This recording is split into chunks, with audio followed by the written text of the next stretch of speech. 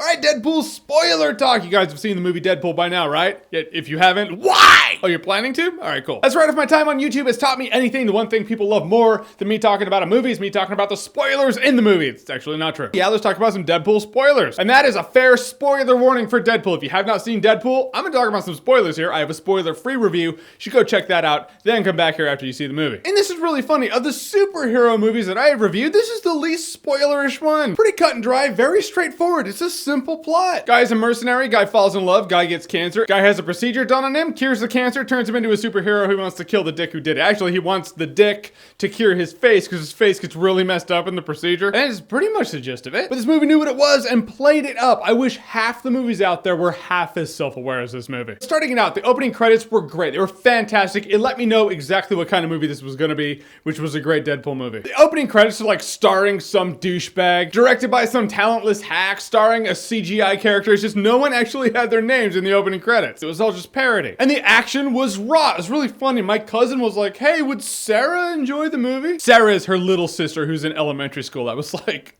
do not take Sarah. One thing I forgot to talk about in my actual review, I love how Deadpool's eyes are expressive. It makes zero sense how he can express anything with his eyes because his eyes are a mask. It never explains it in the movie, it just happens. Because the comic book is drawn that way, it just added so much more to this movie and this character. Something that you couldn't do if this movie was trying to take itself seriously as a comic book movie. Luckily, this movie doesn't give a shit. But Colossus and Negasonic Teenage Warhead are there to try to stop Deadpool because Colossus is like, you should join us, you would make good X-Men. Alright, I don't want to hear how shitty my Russian accent is, alright? I did a pretty solid one in my review of Jack Ryan's Shadow Recruit. I think it was pretty good anyway. But no, Colossus wants him to be an X-Men. He's like, I don't have time for your Boy Scout bullshit, Colossus. And you look at it, it's like Deadpool would make the worst X-Men. The worst X-Men. He's pretty morally ambiguous. There are a lot of assholes in this movie that are not the Boy Scout poster children for heroes, which is a big sigh of relief in a world that's just overcrowded with comic book movies. Granted, I love comic book movies and so bring them on, whatever, I'm not bored yet. But I do like my sighs of reliefs. My favorite meta humor fourth wall breaking moment was when Colossus cuffs Deadpool. He was like, I'm taking you to the professor. And he was like, Stewart or McAvoy? This whole alternate universe thing gets really confusing. Brilliant,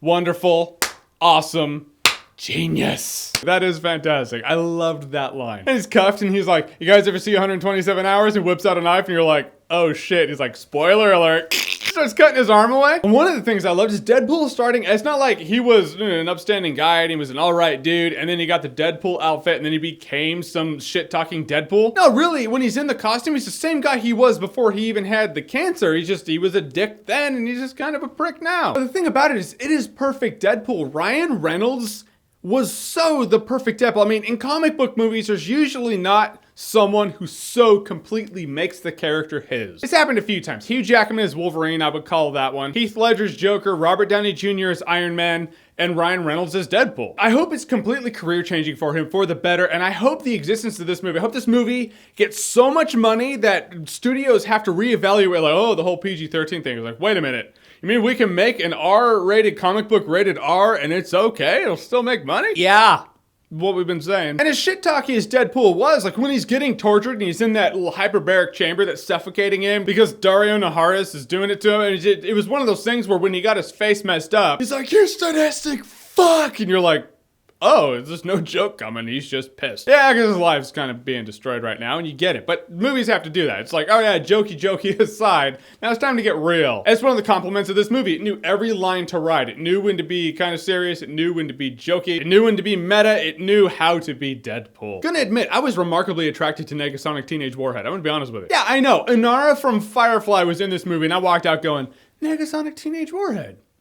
Nice. It's okay, she's 19, so it's not creepy or weird. It's a little weird that I looked up her age, but it's okay because it's legal creepy and weird. No, seriously, she was super cute, super cool, and she turned into fire energy and blew shit up. She answers the door at the mansion, and Deadpool's there, and he's like, Ripley from Alien 3. I was like, yeah, totally, Ripley from Alien 3. She was like, fuck, you're old. I was like,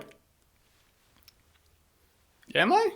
That's what I would have said. And I can't speak enough about the action and the fights. The fights were really exciting. The fight at the end was really gratifying. It was just a solid hand-to-hand, sword-to-sword, well, sword-to-axe fight. And at the end, he gets Mr. Dickbag, and then he's gonna kill him, and Colossus is giving his big speech about how you can be a hero, and when the music started swelling, I was like, he's going to kill it. He's gonna shoot him in the head. And sure enough, bam! Mid-speech, Colossus is all Bleh, just throws up. It just made me laugh. Almost as funny as the weird little baby hand. Like when Deadpool got his hand, when he cut off his own hand and it was growing back. But it was a weird little baby hand. It's like twiddling the blind lady's chin. All right, who didn't die laughing in that scene? Because that shit was hilarious. And then the end credit scene is funny. We're all sitting around and I was like, here's how I would do an end credit scene. I would have him come out and be like, oh, you expected something? That's really funny. No, there's no end credit scene here. Go home. And they kind of did that, but kind of didn't. Right when he peeked out with the robe and his Deadpool mask, but the angle down the hallway, I was like, holy shit, this is Ferris Bueller. Everyone knew it was Ferris Bueller. He's like, you're still here?